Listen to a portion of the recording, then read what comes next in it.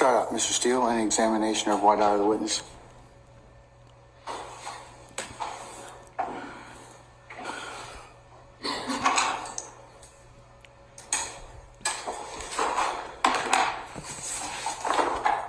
Good afternoon. Good afternoon. Thank you, Your Honor.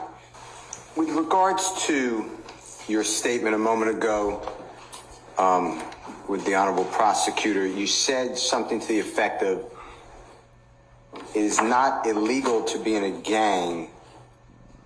Remember something like that? I do. Can you explain specifically what you're referring to? The Boy Scouts could be considered a gang because it's 3 or more people operating when they put on the same outfit. The police department can be considered a gang by the definition. It's only illegal to be associated with such when committing a crime or breaking the law. That's what I mean. What if somebody in the Boy Scouts or the police department, there's a section of 3 or more people associated, in fact, either as a member or an associate, and 5 of those people are going out committing drive-by shootings. Mm-hmm. But the other 2,000 people are in the Boy Scouts or the police department, same uniform, but they're not doing those crimes. How does that work in your mind? The association of how did they associate being the Boy Scouts could be basically used as their association, but the enterprise in itself hasn't necessarily broke the law. Those individuals use that association to break the law, and so those are the like characteristics of that. So there's a demarcation, and I'm asking you, I'm not telling you. Okay. I want your information to qualify under Daubert. There's a demarcation about the people in the Boy Scouts or the police department, same uniform, same haircut, same radios, same guns, but the 5 people, I think I said 5 people who are using those symbols to go out and commit crime, they would be separate than the rest of the thousands of people. Is that what you say? Or is what I'm saying is... Or does it make it an entire gang? That's what I'm... It would not necessarily make the entire gang unless we could prove that in previous, the police department or the Boy Scouts were associated with those same criminal activities previously. If they're not, it's just like saying... I'm trying to think of something to a fraternity, right? Let's say 5 members of a fraternity participated in a rape. Does that make the whole fraternity a criminal street gang? No. It makes members of that fraternity that participated in that crime, and the association could be the fact that they're in that fraternity, but it doesn't necessarily make that fraternity a criminal street gang. The reason being is it has no bearing associated with any other crime previously. So the other members of the fraternity, it's the same thing, but fraternity rather than Boy Scouts or police department. The other members of the fraternity who did not commit that rape, God forbid, they are not tainted. Correct. What I hear you say. That is correct. So even though the organization or the fraternity have a portion of them involved potentially in criminal street gang activity, the other people that did not commit that, in your example, God forbid, the rape, they're not tainted by what you imagine the law is. Is that right? That's correct. And the reason I say that is, for example, I think, let's use the Duke lacrosse situation where I think a female was raped or something. The entire fraternity wasn't necessarily charged, the individuals that were involved with the rape, but the common denominator was they were a part of this fraternity. And so that played a part in how did all of you guys get together? Okay.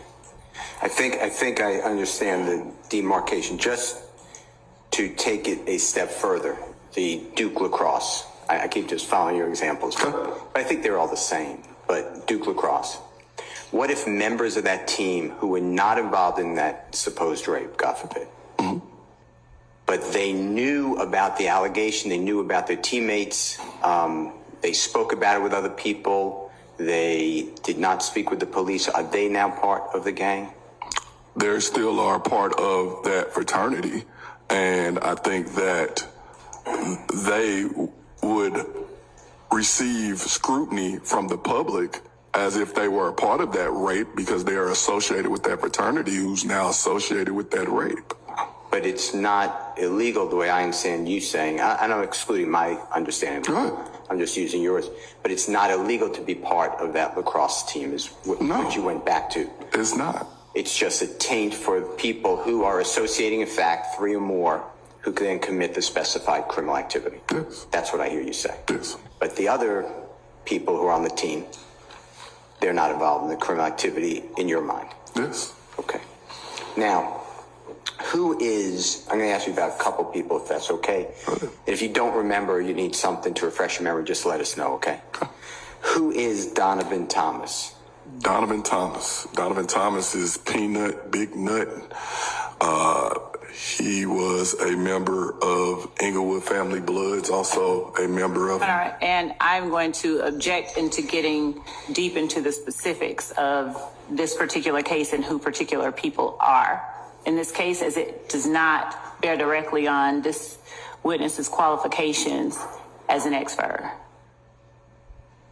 It was specifically discussed in direct who is Donovan Thomas, and it was specifically proffered that he's part of, or through the testimony, part of IF gang, and this court is being asked to qualify the Honorable Detective or former Detective Dennis in an expert of the IF gang. I'm asking about the same thing. Objection. Go ahead. Yes, Your Honor. Can I say something real fast? When y'all keep saying former detective, I'm retired. I left in good standing. I didn't get kicked out or anything of the sort, for the record. Let's just say that, okay? Yeah. Thank you. Are you clear about that now? All right. I will not use the word former. Thank you. And if anyone else used the word former, I would recommend not using it. Thank you. No, y'all just kept saying it, and it's like when you say it, it make it seem like I didn't leave in good standing or something happened for me to leave. I left on my own terms, and I retired. I don't think former means you left on bad terms. Potato, potato. But we're going to call it retired. All right. Okay, so I apologize. It's okay. Do you remember the question? Who is Donovan Thomas? Yeah. Donovan Thomas, Peanut, was a member of IF Gang as well as Bird Gang. I think I had my first interaction with Donovan Thomas when I first became a patrol officer in 2005. Their gang, Bird Gang. And Your Honor, again, the specifics, I would object to specific information being elicited. The question has been answered, and beyond that, I would object to us getting deep into the details of any particular cases. But you did ask him about it, so I think you opened the door about that in terms of... And you opened the door about that in terms of qualifications. So, but I remind Mr. Steele, this may be more subject or appropriate for us to, if I qualify him as expert, okay? Yeah, I just need to have an understanding. And I thought you overruled the objection, so unless I'm mistaken. I think he's answered the question at this point in time. He did. Not really. Twice. No, he said he gave it nicknames. Okay, but that's how he knows him, so... I know him. I'm sorry. Your Honor, I'd like some leeway. This is what you are qualifying the gentleman, and he's the named victim in our case. I give you some leeway, sir. What would you like to know? Just give the background that you know. I understand that you met him, I believe... 2005. And then you were saying that he was a member. I don't think you said this, so clarify this. He was a member at that time of the Bird Gang, but I don't think you said that, so... He was a member of Bird Gang, as I knew it. He also was a high-ranking member of Inglewood Family Bloods, as I knew it. Okay. And when you say high-ranking member, are we talking about the highest, second highest? I think he was second or third in command. Okay. And at what time in relation to the second or third in command of the IF gang? What do you mean? What year? Are we talking about the whole time, or are we talking about January 10th? There was a point where a gentleman by the name of Maurice Williams basically flew to California and helped get the blessings from California to operate here in Atlanta as Inglewood Family Bloods. By doing that, Atlanta Blood Gang, which is ABG, Bird Gang, and then Haiti Gang are three different hybrid gangs that basically merged together to become one big gang under the traditional umbrella of Inglewood Family Bloods. Are they all have roots in the Blood Gang? Yes. And with Mr. Thomas being, you said second or third in command, or did I miss that? Yes, I did. Was that, my question is, was that the entire time, or did that rise to power over? That part I don't know. How about we ask it the other way? On January 10th, 2015, was that his position? Yes. As far as you knew? Yes. Okay. And what type of crimes is IF gang committing? Drug dealing, shootings, robbing, so forth. They basically had a stronghold on Summerhill, Old Fourth Ward, or anywhere where they operated. They pretty much had a stronghold on it. And you said on your direct examination today to have you qualified, I believe, that IF gang and YSL, you identified them in your opinion as a criminal street gang. Yes. Were rivals. Yes. If I misstated that, I'm not trying to. Yes. Okay. What caused them to be rivals? If you know, and if you don't know, you got to say, I don't know. I have a general idea of what caused them to be rivals. And I also want to know the background of it. In the summer of 2014, YSL, If Gang, and everyone was one big happy blood family. During that time, there became friction between those in those gangs, which started severing the ties. And some of it had something to do with the music, because Nut basically became smart. He learned that instead of just selling drugs, I could put money behind some of the artists and basically receive a percentage of what they make. Okay. When that happened, he, with the power in which he already had from his street ties, he then started becoming a mover and shaker in the music world here in Atlanta and helping up and coming artists basically get on. And so in 2014, when... Can I interrupt you a second? And Go ahead. I'm not trying to cut your train of thought. Is that through TIG? Say that again? Is that through TIG? Record label? Yes, he had a close relationship with Fly, who basically is the owner of TIG record label. Okay. And TIG this is not a game? Think it's a game. Think it's a game. Thank you. Sorry. Can continue. And if you don't remember where you were, I can... And so in 2014, the rift began not only between KC and his rival, Mr. Watts, as their own inner beef started to occur. There was other rumblings through Nut and Mr. Williams in reference to the signing of Rich Homie Quan. Can I stop you a minute? Go ahead. Is KC with any, in your belief, any type of gang at that time? Is he affiliated with? Yes. Who is KC affiliated with? YSL. Okay, and we're talking about summer 2014. Yes. And how about Mr. Watts? He's half brother to Mr. Thomas. So is that, take it that he's with IF? Yes. I don't mean to presume. Okay. And is Mr. Watts also a high-ranking member like you denoted Mr. Thomas? I would say yes. He's more of Mr. Watts. Your Honor, I'm going to object to this level of detail in this type of hearing. I understand the court's ruling regarding the certain lines of inquiry, but getting into the facts of the individual cases involved here, I don't believe this is the appropriate mechanism. Yeah, let's move on, Mr. Steele. Okay. Well, Then just go back to the original question. What caused the IF in your investigation to become a qualified expert? Well, expert for the Honorable Court's consideration to be qualified as to why IF and YSL are rivals.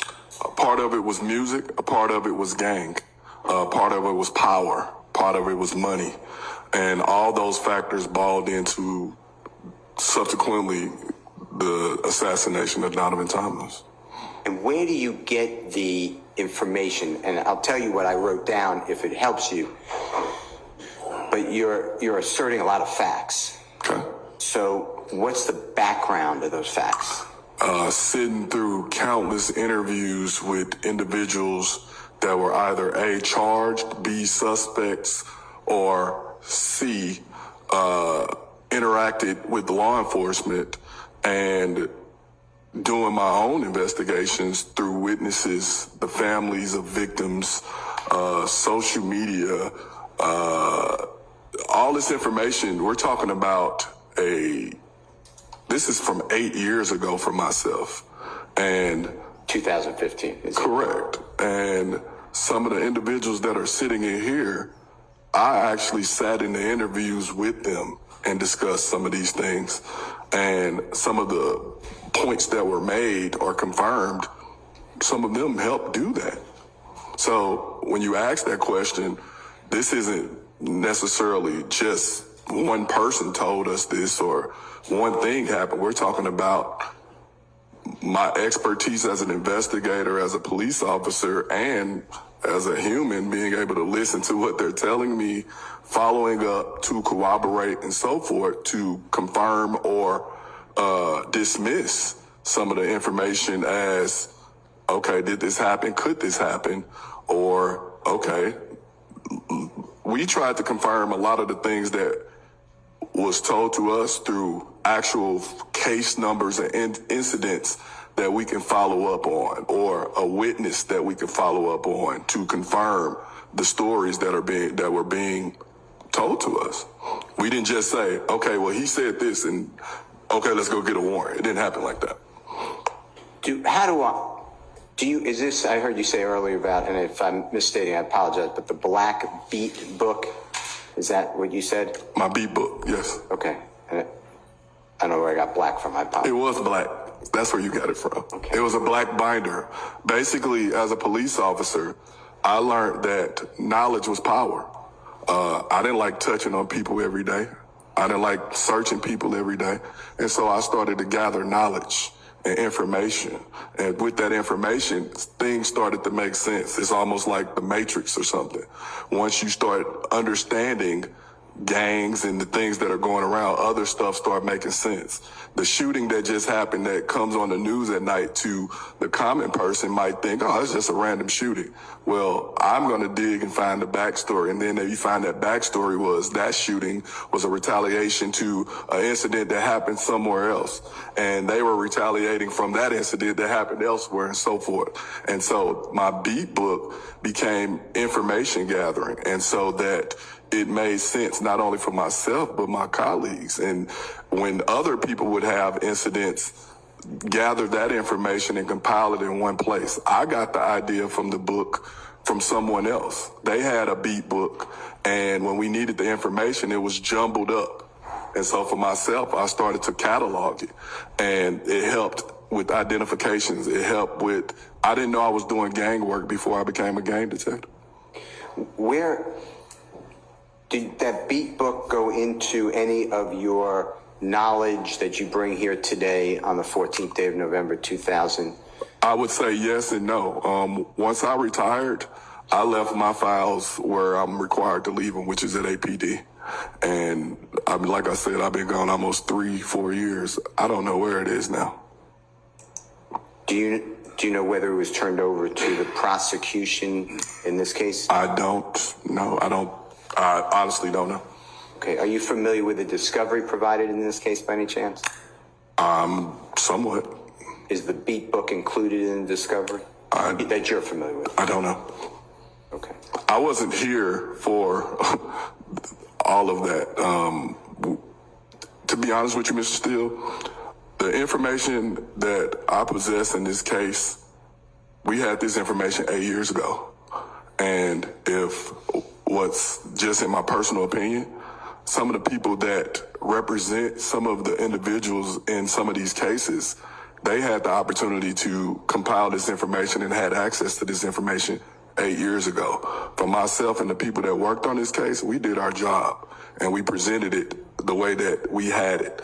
That's why you see some people who took pleas years ago, because we did our job. And honestly, a part of me, when this case came back, I felt that I moved on with my life. I don't live here, I don't work here anymore, and I did my job. If we would have had the proper support that I feel that we got now, then this case would have been over. Because the information that I'm telling you, it's in black and white. It's in our warrants, it's in our indictments, all of that. I have absolutely nothing to, you know what I'm saying? Like, I don't know where some of this stuff is, because after I retired, I moved on. I don't even have a police uniform anymore. So that's not my calling anymore. Okay, I think I understand what you're saying. So the beat book may exist, but you Your Honor, I divorced object yourself. to any further questioning about the beat book or anything else. You already testified. Let's move on from that. I just have one more question, if you don't mind. I just want to clarify for my subpoena. I think you've asked all the questions you need to at this point in time in terms of his knowledge of the beat book. Would you allow one more question, and then if it's not a proper question, you can tell me. Okay.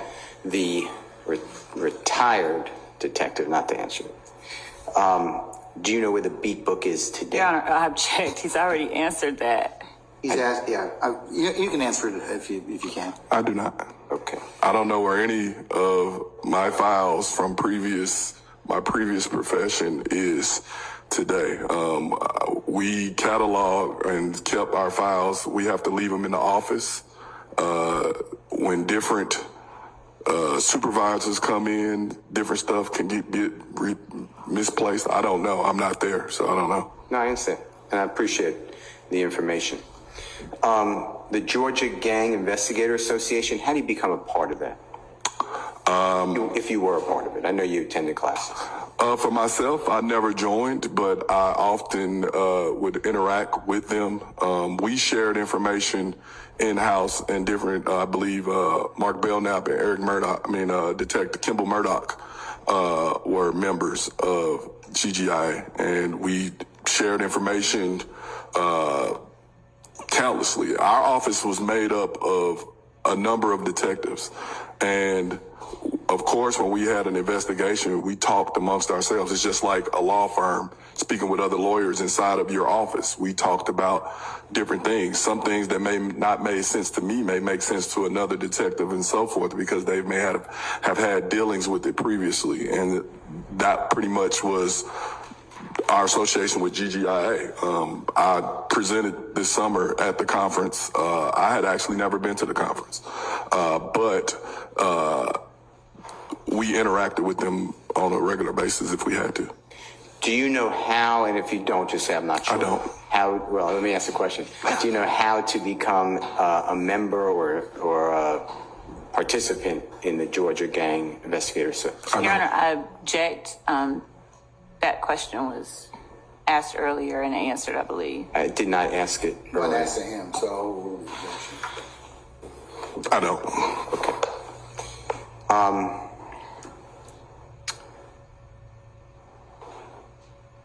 You talked about on direct examination with the Honorable Prosecutor, gangs, hip hop, and gangs. Mm-hmm. And I'm just looking at State's Exhibit 2B, as in Barry and Bravo. Mm-hmm. It says 11, 13, 19. Can you tell us about that more in depth? What is that? Like I said previously, was for myself and helping those who don't. Gang culture and gangs are happening right before our eyes. And if you don't understand what you're looking at, it may just look like whatever. And it's the same. Can you educate us with a couple of examples what you're referring to? Like I said previously, the movie Boys in the Hood. I went and saw that when I was probably 13 years old. When I saw it, have you seen Boys in the Hood? Yes. Okay, I'm sorry. All right. In the movie Boys in the Hood, when Ricky the football player brother was shot and killed, Doughboy went to retaliate, his brother. And when he shot the guys, when we went and saw it, we stood up and clapped because we were happy that he got revenge for his brother's death, not knowing that we were being force-fed gang culture. The same thing with Menace to Society, the movie Menace to Society, the movie Juice, all these different movies that in black culture are mainstays. Most people, you can ask pretty much every black person in here, they probably saw it, not knowing that in the movie Juice, they were basically teaming up to form their own little gang because they need to get juice within their community and within their neighborhood.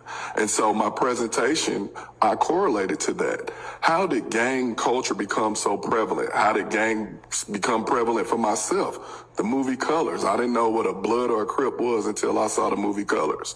And then in St. Louis, every neighborhood became a set. I grew up around gang members, drug dealers, and people being shot and killed. And so it was like having to navigate through a jungle to survive. And so these things, I started thinking, how did I get this education? And do other people understand what they're being fed through music, through the songs that we listen and we're singing at Pull Up With a Stick? They're playing these at softball games, not knowing that that is a gang song. And it's one of those things through entertainment, the black community has been brainwashed to thinking gang culture is normal. What do you do when someone shoots and kills your family member? Am I supposed to retaliate? Am I supposed to do what Doughboy did? Because the movies play a part in what we see. So if you don't know, a gang member told me this. He said, unless you change someone's people, places, and things, you can't. You're going too fast. You're going too fast.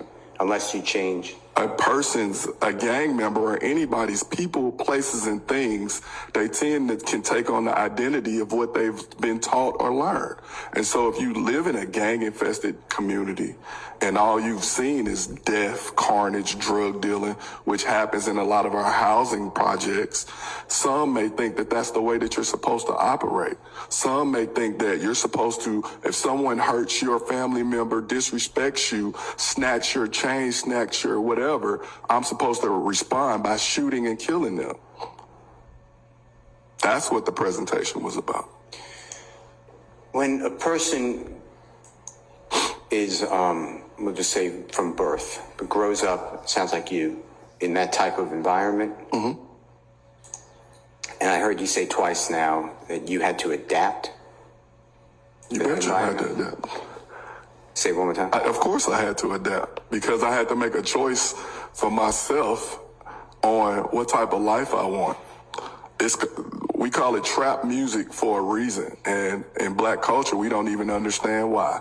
Because I use the analogy of if a mouse get caught on a trap, right, he's stuck. And then he spends the rest of his life attempting to get loose, only becoming more trapped. That's what living in the ghetto is. And through music and movies, it only makes it seem like it's acceptable or make it seem like that's the only way to go. Go ahead. I didn't mean to interrupt. You good. Okay. So we'll just talk about your background because you're using it today to try to be qualified, correct? Is that true? Yes. Okay. When you had to maneuver, I assume that means you had to ensure that you addressed a certain way, wore a certain color, or didn't wear a certain color. Is that what you're talking about? That is exactly what I'm talking about. And maybe use gang signs. I'm not saying you did. Definitely didn't use any gang signs because I knew what came with that. In my community, you don't false flag or represent or throw up gang signs, something that you're not willing to follow up with what comes with that. Because throwing up that gang sign to someone that identifies from a rival gang could cost you your life. Wearing colors that associated with your neighborhood or things that associated with the gang in your neighborhood can cost you your life. And so for myself, you're going to take the necessary steps to avoid being associated with that. I myself play sports. So playing sports, I wanted to go wherever to play sports. But knowing what comes with where you from, could cause me a problem, I couldn't go wherever I needed to go to play sports. And I had I had to have an understanding for survival. But in your neighborhood, and I guess I misjudged your statements, are you dressing a certain way to fit in that neighborhood? Me? Yeah. No. I'm wearing everything the total opposite of. I'm not wearing the rival color or I'm not wearing color. I'm going to wear the basic. You're a neutral. Huh? Neutral. Yeah, I'm going to wear something very neutral so I'm not mistaken walking to the bus stop as being associated with that. Okay. It says on your State's Exhibit 2B, under civil cases, it's a third one. It says Little Wayne civil case. Mr. Gurwitz, which is Gewirtz. Are you paid for that? I was retained to help provide information in reference to that case. And is that the shooting that we have in the indictment today? Yes. Okay. Are you still on that case? It's pretty much sitting and waiting. It's the bus driver suing those involved with the case. And so until they proceed forward, it's kind of in limbo. But you're still, as far as you know, you're still an expert in that case, or, yes. Or a consultant, I guess you wrote. Yes. Is that true? Okay. You talked about Black Mafia family. What year was that? 2004.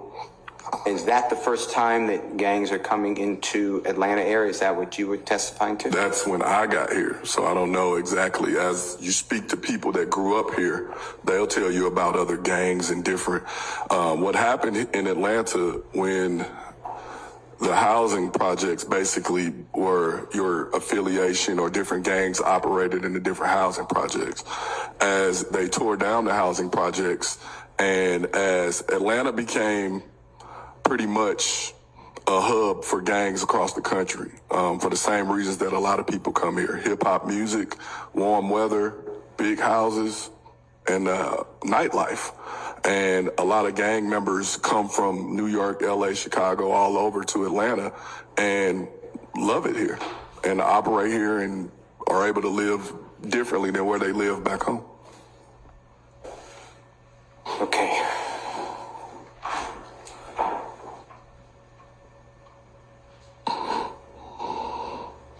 I have something here that I was not following you. I'm trying to follow you, so I'm not saying that as in any way insulting, but 2009, 2010, Mr. Bennett was kidnapped. Is that what I wrote down correctly? Can you explain what you were referring to?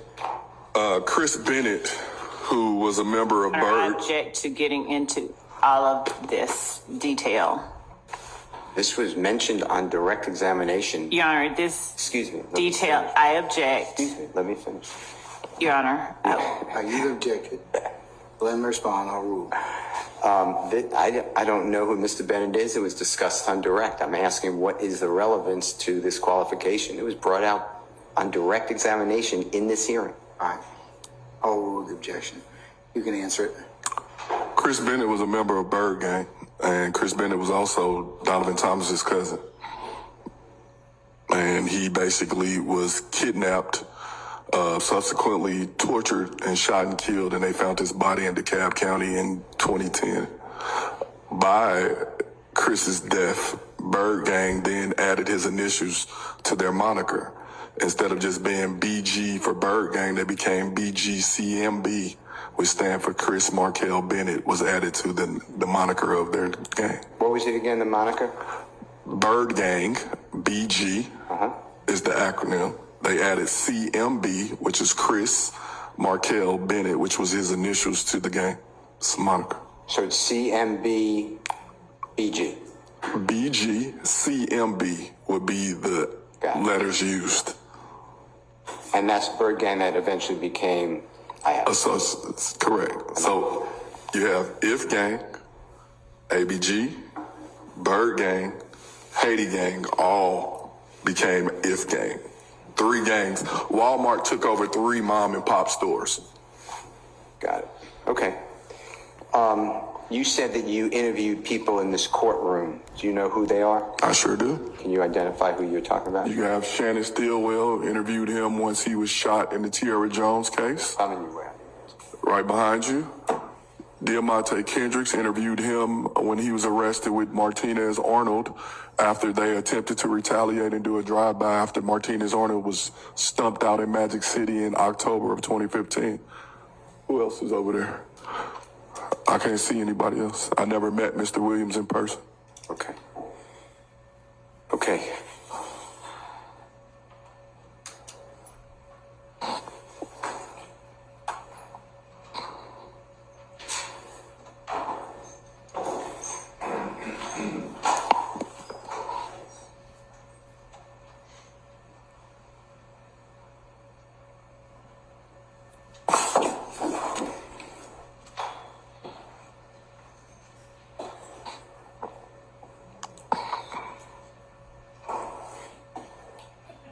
Do you have, I heard a lot of your knowledge comes from speaking with people, whether it's the mother of people who are allegedly in a gang, a supposed gang member themselves, a victim, your list. I'm not giving everything.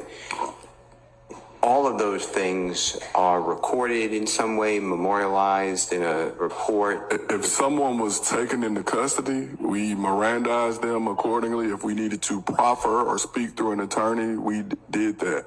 If I spoke to someone on the streets that wasn't in custody and we were having a general conversation, those were not necessarily recorded or anything of the sort because I didn't know what they were going to say, and I necessarily wasn't interviewing them for the purpose of this case or any case. It might have just, you heard what happened in Magic City last night? No, what happened in Magic City last night? And then the conversation would go where it needed to go. So not all of them, no. A lot of it, though, is through, obviously, your police work. You're doing this for your police work. Of course, You're yes. gathering information. Yes. Okay. I want to thank you for what you do and congratulations on your retirement. Thank you. Not former detective. Thank you, Your Honor. All right.